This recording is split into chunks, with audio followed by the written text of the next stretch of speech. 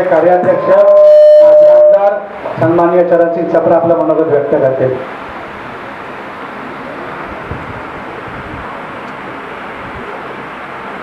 आज के इस स्लम सेल के नियुक्ति पत्र के कार्यक्रम में उपस्थित मुंबई कांग्रेस के अध्यक्ष आदरणीय भाई जगताप साहब, नवनियुक्त अध्यक्ष संजय केदारे जी, मुंबई कांग्रेस के वरिष्ठ उपाध्यक्ष वीरेंद्र बख्शी जी, उपाध्यक्ष गोविंद सिंह जी, सब चिटनेस इंचार्ज ऑर्गेनाइजेशन संदेश कोंडविलकर, कोषाध्यक्ष भूषण पाटिल जी, सेवा दल के अध्यक्ष सतीश मनचंदा जी, जिला कांग्रेस कमेटी के अध्यक्ष हुकुमराज मेहता, जगदीश अमीन जी, मनीषा सूर्यवंशी जी, पप्पू ठाकुर जी, राम गोविंद यादव जी, गोरख कंगने जी, सेवा दल के धनंजय तिवारी जी। आज इसी स्लम सेल के जो 5 जिला अध्यक्षों को नियुक्ति पत्र मिले हैं, श्री वसंत कुमार जी, विजय शिंगे, प्रवीण सिंह, प्रवीण गवली, सचिन कामले जी और यहाँ पर उपस्थित सभी कांग्रेस परिवार के सदस्य, सभी भाइयों और बहनों, सर्वप्रथम तो मैं संजय केदारे जी को और उनके 5 जिला अध्यक्षों को बहुत बहुत मुबारकबाद देना चाहता हूं। ये एक नई शुरुआत आप आज से करने जा रहे हैं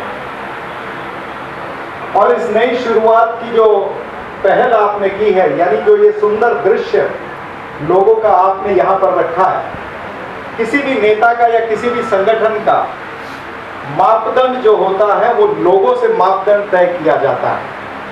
तो जिस संख्या में आज स्लम सेल की तरफ से ये कार्यक्रम हो रहा है और स्लम सेल की तरफ से इतने सारे लोग आज ये नियुक्ति पत्र के कार्यक्रम में आए हैं, इसलिए मैं आपको और आपके 5 जिला अध्यक्ष को बहुत बहुत मुबारकबाद देना चाहता हूं।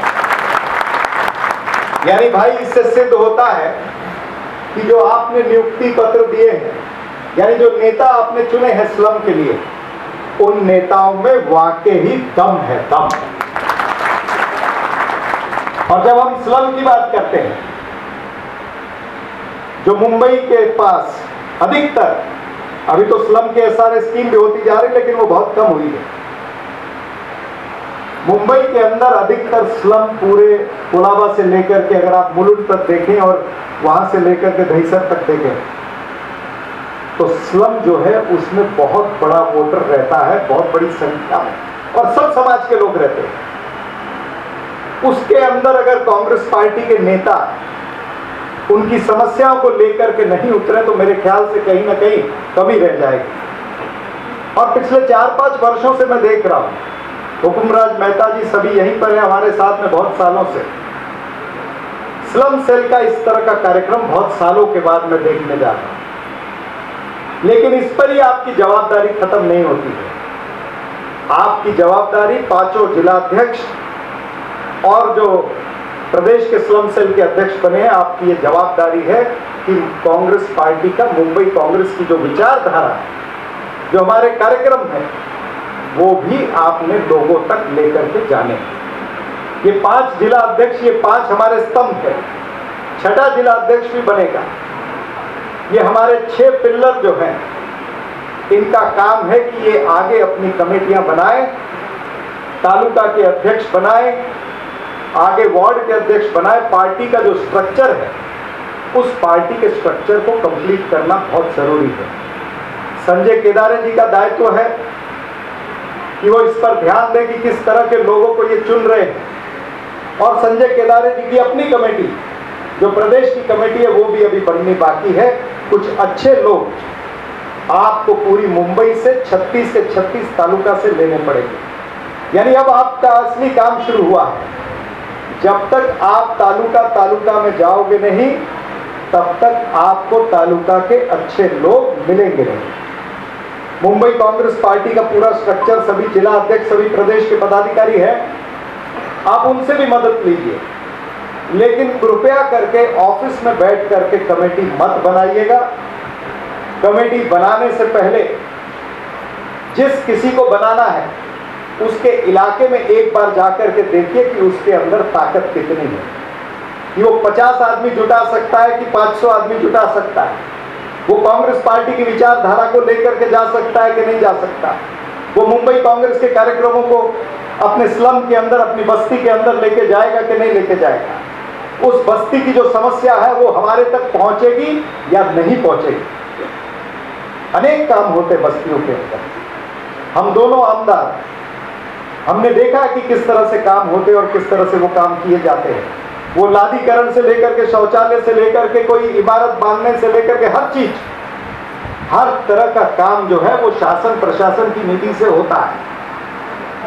किस स्लम में शासन की कितनी निधि चाहिए, ये अगर हमारे जिला अध्यक्ष, हमारे तालुका अध्यक्ष और हमारे प्रदेश अध्यक्ष लोगों की समस्या के लिए कितनी निधि उस स्लम में चाहिए, ये अगर हमारे पास लेकर के आएंगे तो आदरणीय भाई जगताप जी भी, हमारे जो मंत्री महोदय, जो सरकार है, महाविकास आघाड़ी की सरकार के पास में जाकर के बैठेंगे कि इस स्लम के अंदर या इस जिले के अंदर, इस तालुका के अंदर मुंबई कांग्रेस को इतनी निधि चाहिए लोगों के काम करने के लिए। कहने का मतलब ये है, ये जो पारिवारिक संबंध आज बना है, आज जो इतने लोग मुंबई के कोने कोने से यहाँ पर आए हैं, ये संबंध हमारा लगातार चलना चाहिए। कांग्रेस पार्टी का परिवार बढ़ते रहना चाहिए, कांग्रेस पार्टी का परिवार मजबूत होना चाहिए, और जिस पार्टी के पास में स्लम की वोट मजबूती से मिल गई, मेरे ख्याल से वो पार्टी का झंडा लहराने से कभी नहीं रुकता। और आने वाले महानगर पालिका के जो चुनाव, उस चुनाव के अंदर आपको तिरंगे को लेकर के निकलना है। जो मौजूदा सरकार की कमियां हैं, जिस तरह से महंगाई इस देश के अंदर बढ़ी है, वो महंगाई, आज महिलाएं भी यहाँ पर बैठी हैं, महिलाओं को पता है कि घर का बजट किस तरह से बिगड़ गया है। Petrol, diesel, LPG, CNG, PNG, तमाम सारी चीजों के, जीवन आवश्यक वस्तुओं के भाव बढ़ गए हैं, खाने के तेल के भाव बढ़ गए हैं, भाजी तरकारी के भाव बढ़ गए हैं। नींबू पिछले दिनों में 300 रुपए किलो, 400 रुपए किलो मिल रहा था। तो ये सारी परिस्थिति क्यों निर्माण हुई है? आज बेरोजगारी बढ़ी है, ये परिस्थिति क्यों निर्माण हुई है? किसके कारण निर्माण हुई है? ये भारतीय जनता पार्टी के कारण निर्माण हुई है। ये लेकर के आपको लोगों के बीच जाना पड़ेगा। और ये जो समाज को बांटने का काम भी चल रहा है, जो आए दिन मुद्दे निकलते हैं और जानबूझ के इन मुद्दों को निकाला जाता है ताकि महंगाई, बेरोजगारी और लड़खड़ाती हुई जो अर्थव्यवस्था है उसके ऊपर से लोगों का ध्यान हटे।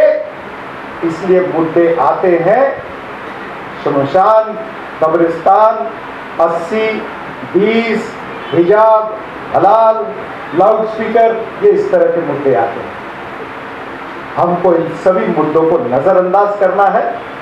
कांग्रेस पार्टी की आवाज जो डॉक्टर बाबा साहब अम्बेडकर के अनुयायी है, महात्मा गांधी जी के अनुयायी है, जो हम सर्वधर्म समभाव का नारा लेकर के चलते हैं, उस नारे को देश के अंदर बुलंद करना पड़ेगा। वो तब बुलंद होगा जब सामने बैठा हुआ एक एक कार्यकर्ता और इस तरफ बैठा हुआ एक एक नेता सड़कों पर उतरेगा और सर्वधर्म समभाव के नारे को लगाता हुआ, कांग्रेस पार्टी के तिरंगे को लेता हुआ गली गली में जाएगा। तो आप सबसे हमारी बहुत सारी अपेक्षा है कि आप कांग्रेस पार्टी के झंडे को बुलंद करेंगे। फिर एक बार आप सबको बहुत बहुत मुबारकबाद देता हूं। धन्यवाद। जय हिंद, जय महाराष्ट्र, जय भीम।